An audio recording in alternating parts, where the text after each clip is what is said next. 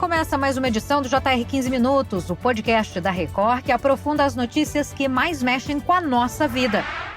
Uma praga asiática tem chamado a atenção dos especialistas por ameaçar o ecossistema marinho brasileiro. A presença do mexilhão verde, espécie exótica originária do Indo-Pacífico, foi fotografada no litoral de São Paulo e levanta um alerta para os impactos que espécies invasoras podem causar em nossos mares. Como essas espécies invasoras chegam até o nosso litoral? Quais são os impactos que elas podem causar no ecossistema marinho?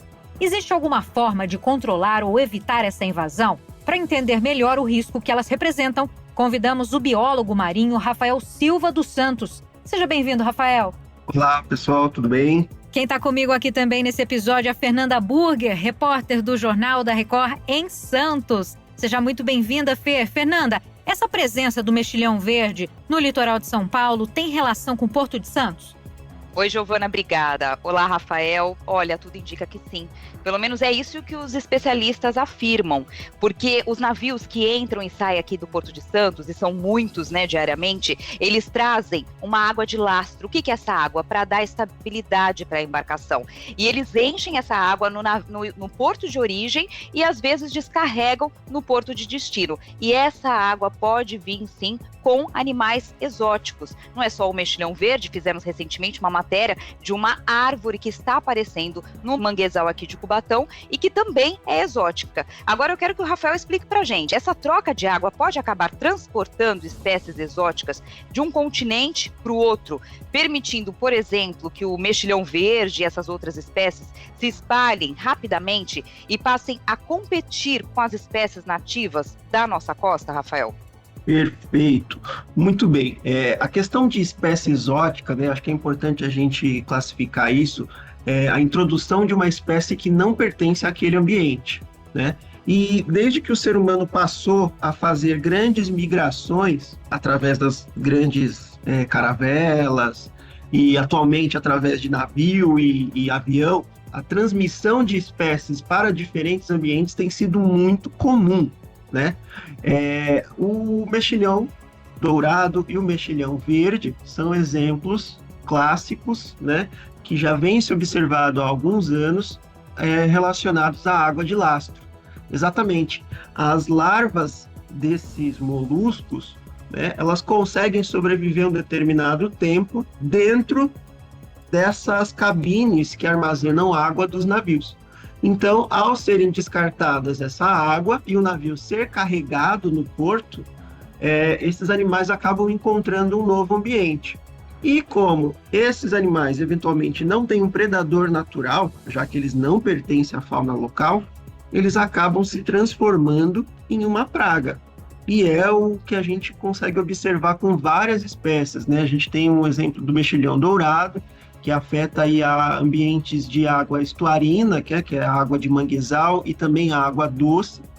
E temos agora, que não é tão recente assim, mas a gente tem observado no litoral sul a presença do mexilhão verde nessa região.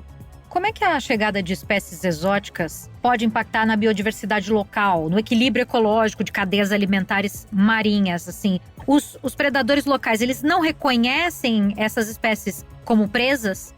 Muito legal. Então, é muito interessante a gente pensar que o ecossistema marinho, ele tem um equilíbrio. E esse equilíbrio vem de milhões de anos de adaptações de presa e de predador. Então, você tem a presa, que se adapta a não ser predada, e o predador que fica nessa competição, que ao longo de milhões de anos encontra-se um equilíbrio. Aí você tem um ecossistema equilibrado quando o número de presas e o de predadores se equilibram, entra num balanço. Isso é muito importante para manter um ecossistema saudável.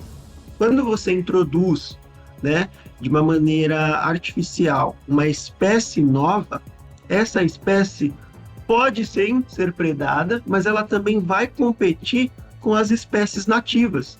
Ela compete por espaço. No caso do mexilhão, né, uma característica do mexilhão, que é um molusco séssil, Ou seja, ele nasce no local e ele não se move, ele não tem nenhuma atividade de locomoção, né, nenhuma estrutura que permita com que ele se mova. Então, aonde a larva vai se fixar, ele vai ficar para o resto da vida. Você precisa de espaço para se desenvolver. E esses mexilhões verdes estão competindo com o nosso mexilhão por espaço, por comida, são animais filtradores, né? Então acaba tendo um impacto dessa fauna local também por conta da competição por espaço e por alimento. Quais são as medidas de controle, então, que poderiam ser implementadas para tentar mitigar esses impactos? É muito difícil, porque o Porto de Santos, que é o maior porto da América Latina, por exemplo, né, o fluxo de navio é intenso, então você não tem um controle. Existem algumas medidas químicas, que é o uso de larvicidas dentro do navio.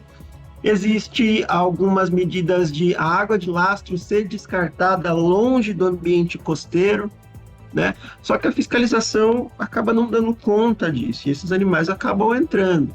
E a outra forma é o acompanhamento do que tem sido feito através dos estudos, do acompanhamento dos locais onde esses animais já estão instalados e caracterizando se eles estão em declínio ou a população está crescendo, está causando impacto, né?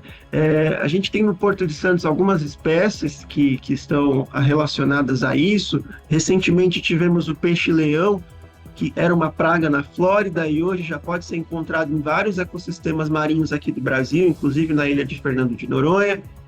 Então, o que aconselha-se é não trazer espécies exóticas de fora, ou se trouxer por determinadas necessidades, elas não serem introduzidas propositalmente ou acidentalmente no ecossistema local. Você falou uma coisa importante agora, Rafael, porque alguns países chegaram a introduzir para cultivo e consumo esse mexilhão verde. Ele é um mexilhão bonito até, né? Agora eu queria saber se isso tem impacto no bolso, consequências econômicas também, para a indústria pesqueira local, para o turismo em áreas costeiras, especialmente falando aqui da região, do litoral de São Paulo. Existe uma consequência econômica? Então, ele pode ser usado para alimentação também, assim como o nosso marisco, né, que a gente chama o nosso de perna-perna, que é o gênero e a espécie, e essa espécie de concha verde é Perna viridis, é o nome científico desse mexilhão. Ambos podem ser consumidos, mas o principal impacto você não sabe o que isso pode causar na população local. Eu acho que essa é a principal problema, porque assim, existem vários gradientes dentro de uma cadeia alimentar, onde eu tenho desde o ser microscópico, né, que eu posso chamar de fitoplâncton e zooplâncton, até os macroscópicos, que aí entram os moluscos, os peixes, vai finalizar no tubarão, por exemplo. Então, quando eu mexo a dinâmica populacional, eu preciso entender como que essa espécie se comporta em cada ambiente que ela está atingindo. Talvez, por exemplo, no Ceará, eu tenha uma particularidade ambiental que seja diferente do litoral sul. E tudo isso precisa ser analisado para fazer um manejo e, eventualmente, o controle populacional dessa espécie que é invasora, né? Aqui em Santa Catarina, a gente tem alguns relatos dessa espécie que já está se fixando nos locais onde há décadas cultivava-se o marisco nativo.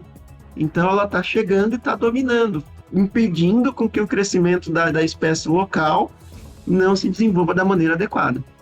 O Rafael, esse fenômeno que a gente está conversando não é exclusivo aqui no Brasil, não, né? A bioinvasão é um problema global. Como é que políticas internacionais de regulamentação, de transporte marítimo, controle de água de lastro poderiam ajudar a reduzir o risco de novas invasões em ecossistemas marinhos? Na verdade, a gente tem a bioinvasão em todos os ecossistemas, né?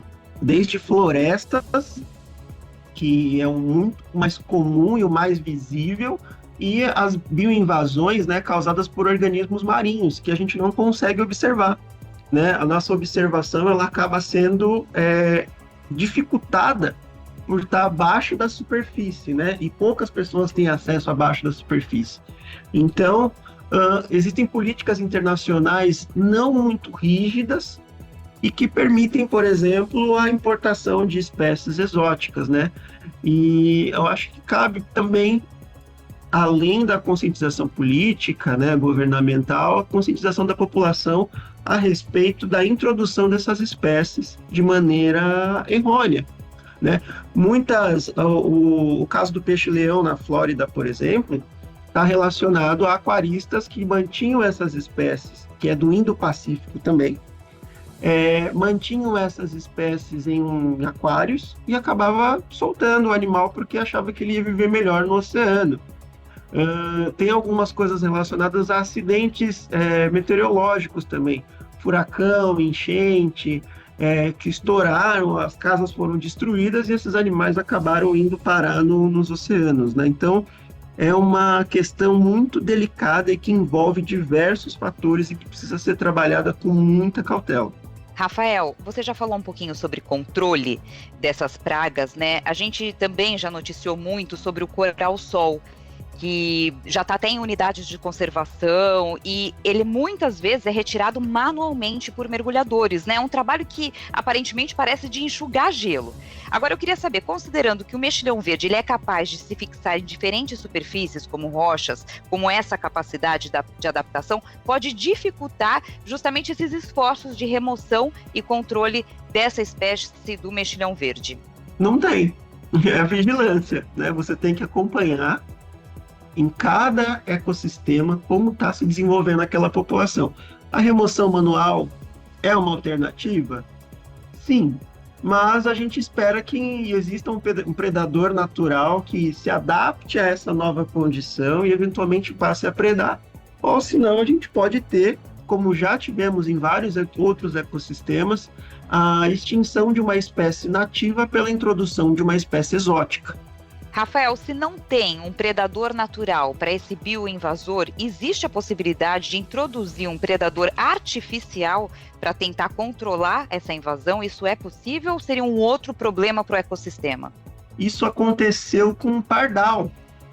Olha que interessante, um pardal que é uma espécie extremamente comum nas cidades aqui do Brasil, ele foi introduzido com a esperança, né? Isso há uns 70, 80 anos atrás, com a esperança de que o animal consumisse os pernilongos, os mosquitos. Obviamente que o pardal ele não é insetívoro, né? Ele se alimenta de sementes e ele acaba comendo insetos apenas na época de reprodução. E não coincide o horário de alimentação dele com o horário de movimentação do mosquito da Aedes aegypti. Então, foi uma tentativa frustrada de controlar o mosquito, introduzindo uma outra espécie exótica sem controle. Rafael, essas espécies invasoras, elas podem gerar impactos sociais e culturais em comunidades que dependem dos ecossistemas para a subsistência, como a gente já conversou. Agora, como o envolvimento, a participação das comunidades locais em programas de monitoramento e remoção podem fortalecer os esforços de controle? Tem que envolver a comunidade nisso? Com certeza, né? O que a gente chama de vigilância cidadã, né?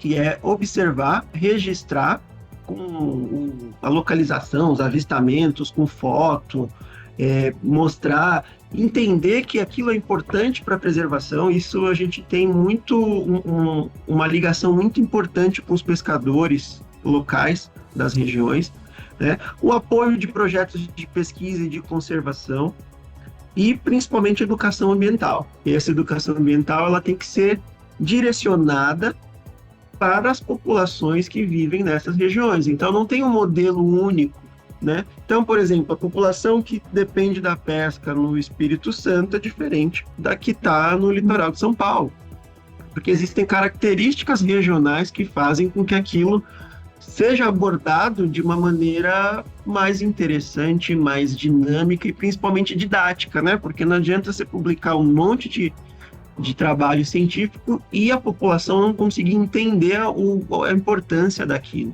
Então, eu acho que tem que ter esse papel de divulgação, de conhecimento, de interpretação da causa,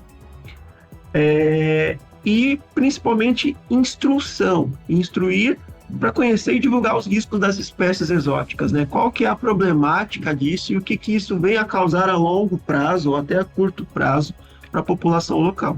Termina aqui a edição 1152 do podcast 15 Minutos. Agradeço a participação e os esclarecimentos do biólogo marinho Rafael Silva dos Santos. Muito obrigada, Rafael. Obrigado. Agradeço a companhia também da Fernanda Burger, repórter da Record em Santos, Litoral Paulista. Fer, muitíssimo obrigada. Eu que agradeço. Obrigada também, Rafael, por essa entrevista tão produtiva. Esse podcast contou com a produção de David Bezerra, das estagiárias Amanda Fusita, Isabela Santos e Yasmin Logrado, a sonoplastia de Diego Marcondes, coordenação de conteúdo Deni Almeida, direção editorial Thiago Contreira, vice-presidente de jornalismo Antônio Guerreiro. Você pode acompanhar o JR 15 Minutos no portal r7.com, nas redes sociais do Jornal da Record e nas principais plataformas de streaming. A gente te aguarda no próximo episódio. Até lá!